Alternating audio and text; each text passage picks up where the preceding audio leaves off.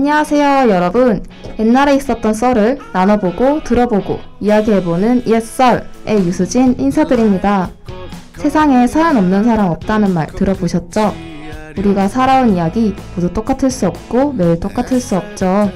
유난히 특별했던 그날의 이야기, 저 유수진과 함께 엑셀 청취자분들에게 들려주실 수 있나요? 그 전에 노래 한 곡 듣고 올게요. 익스가 부릅니다. 잘 부탁드립니다. 잠시 감은 눈에 나도 몰래 생각이 나. 안녕하세요. 적당히 바람이 시원해. 노래 듣고 왔습니다. 첫 코너는 옛썰 청취자분들 중 한 분의 옛썰을 공유하는 코너인 그날이 알고 싶다입니다. 오늘은 닉네임 하품하는 고양이님의 썰인데요. 제목은 MBTI 상극인 부부의 싸움입니다. 안녕하세요. 3남매 다둥이 엄마 하품하는 고양이입니다. 이야기에 앞서 저희 부부의 MBTI를 말씀드리자면 저는 ENFP인 반면 남편은 ISTJ인데요. 저는 MBTI를 거의 맹신하시다시피 긍정적으로 생각하지만 남편은 아예 믿지도 않고 성격 유형 검사를 제가 계속 졸라서 어쩔 수 없이 한 사람이에요. 아무튼 저희 부부는 정말 상극이랍니다. 제가 소개해드릴 이야기는 제가 첫째 아이를 낳고 아기 이름을 정할 때 남편과 있었던 일입니다. 4년 전 첫째 아이가 생겼어요. 태명은 은쪽이었죠. 배는 점점 불러오고 뱃속 아기의 발길질이 태동으로 선명하게 느껴질 때쯤 남편과 이런저런 얘기를 하다가 아기 이름은 어떻게 정할지에 대해서 의견을 나누게 되었습니다. 저는 일단 먼저 출산을 하고 아기의 사주를 보고 그 사주를 토대로 이름을 장명수에 맡길 생각이라고 말했어요. 하지만 남편은 사주라는 말에 얼굴을 찡그렸고 아기 이름은 무조건 부모가 정해야 한다며 극구 반대를 했어요. 저는 남편에게 사주가 뭐 어때서 그러냐고 묻자 남편은 사주는 뚜렷한 근거가 없을 뿐더러 제대로 자격을 갖추고 하는 것인지 불명확하다며 사주의 반감을 드러냈습니다. 저는 이렇게 대받아쳤죠. 사주는 일종의 학문이야. 명리학이라고. 아예 터무니없지도 않아. 그리고 인생에 좋은 것, 나쁜 것 미리 알고 조심하는 게 뭐가 어떤데? 옥신각신하다가 언쟁은 중단되었고 출산할 때까지 안정을 취해야 하니까 당분간 아기 이름 짓는 일은 언급을 하지 않았어요. 저는 그렇게 7월에 출산을 했고 다시 남편에게 이름 얘기를 꺼냈어요. 남편은 그동안 고민을 좀 했나봐요. 이렇게 하자고 하더라고요. 남편은 각자 넣고 싶은 글자를 조합해서 이름을 만들자고 했어요. 제가 생각했을 때 어감이 좋은 글자를 선택하든 아니면 사주를 봐서 한 글자를 알아오든 마음대로 하라고 했어요. 네, 여기까지 잘 들었습니다.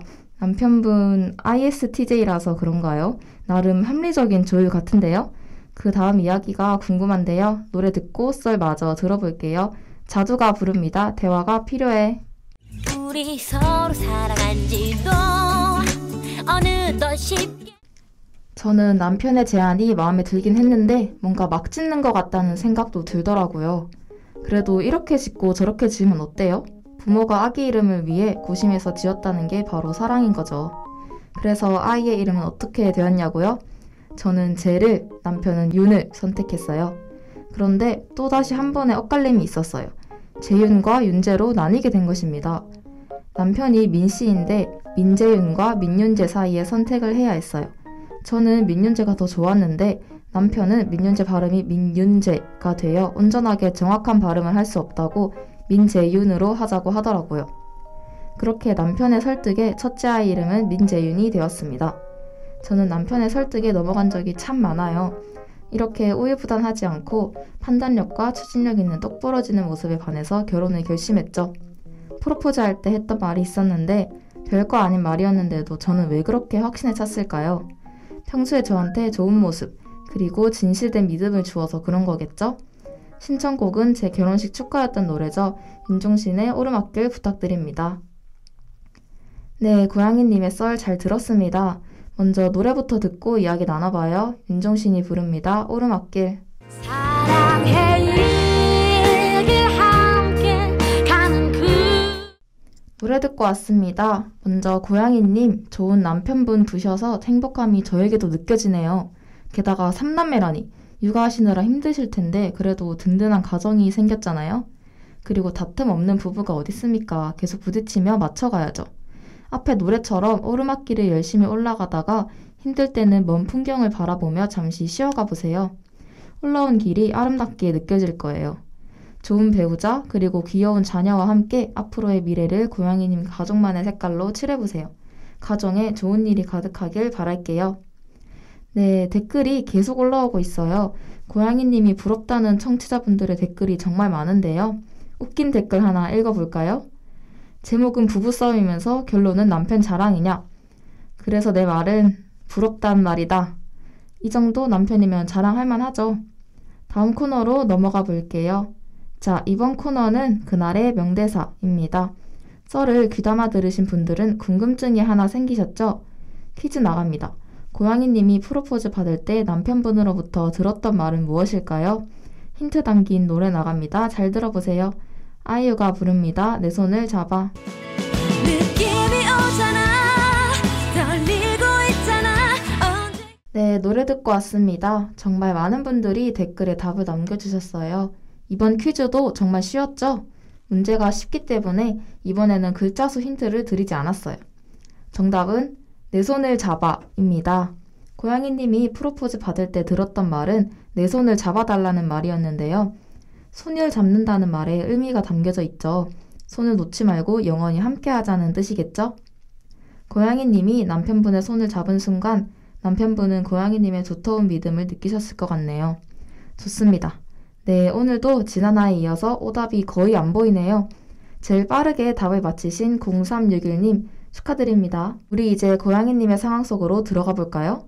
옛설 청취자분들이 고양이님이었다면 어떻게 하시겠습니까?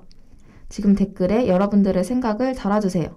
그동안 노래 듣고 오겠습니다. 성시경의 두 사람. 지친 하루가 가고. 네, 노래 듣고 왔습니다. 댓글 많이 도착했네요. 읽어볼게요. 4712님께서 이렇게 댓글 달아주셨어요. 사주카페 좋아하고 오늘의 운세보기를 좋아하는 나로서는 아기 이름을 장명소에 맡길 듯. 근데 장명소도 좋지만 부모가 지어주는 것도 참 의미 있는 것 같다. 태어날 때부터 혹은 태어나기 전부터 부모의 사랑 한가득 받은 느낌이랄까? 네, 자기의 이름을 가장 많이 부르는 사람은 아마도 부모님이겠죠? 부모님의 사랑이 녹아든 이름으로 불리면 얼마나 매일매일이 행복할까요? 7786님께서는 이렇게 말씀하셨어요. 약간 여담일 수도 있는데 제 부모님은 너무 주관이 확고하셔서 창피하지만 저의 이름은 묵수라고 해요. 특이하게 성씨는 목이고 이름은 수랍니다. 네, 정말 희귀한 성씨를 가지셨군요. 혹시 빼어날 수인가요? 본인 이름 너무 창피하게만 생각하지 말고 본뜻을 마음속에 간직하면서 살아가 보세요. 이름이 특이해서 놀림도 많이 당하셨을 테지만 분명 장점도 있을 거예요. 8492님의 댓글입니다. 남편이 아기 이름을 온전한 발음으로 부르고 싶어하는 거 뭔가 감동이다. 좋은 이름 정확한 발음으로 자주자주 불러야 좋은 복이 들어올 것 같다. 그렇죠. 살면서 수없이 많이 불릴 이름이지만 한자 한자 정성을 들여 부르면 이름값을 톡톡히 하게 될 복이 들어올 거예요. 좋습니다. 이번 코너는 여기서 마무리하고요. 마지막 코너인 그날의 한마디 진행하기 전에 노래 듣고 올게요. 엑소의 Call Me Baby. 순간처럼 다가차 너를 마주하는 순간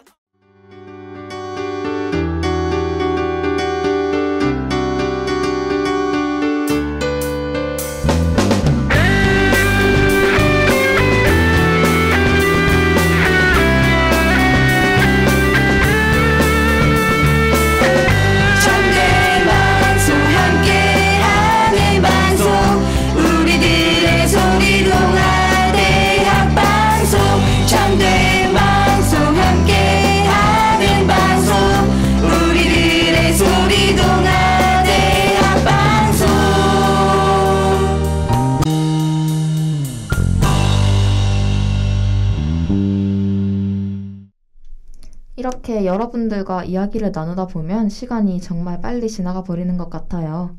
아쉽지만 마지막 코너인 그날의 한마디 진행해 볼게요. 먼저 앞에 잠시 나왔던 사자성어였죠. 우유부단입니다. 넉넉할 우, 부드러울 유, 안일 부, 끊을 단. 여기서 부드럽다는 말은 좋은 의미가 아니겠죠? 우유부단은 어물어물해서 결단력이 없다는 뜻이랍니다.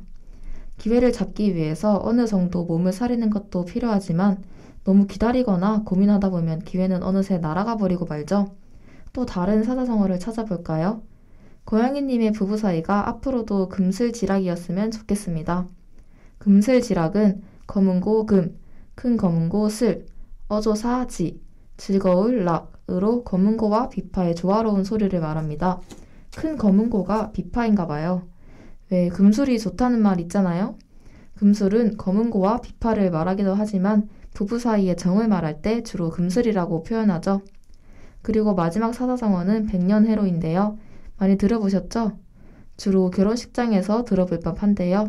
해석하면 일백백, 해년, 함께해, 늙을로, 오랜 세월 함께 즐겁게 살아가자는 말이겠네요. 이제 마지막 곡 들으면서 마무리할게요. 이승기가 부릅니다. 결혼해줄래? 나랑 결혼해줄래? 나랑 평생을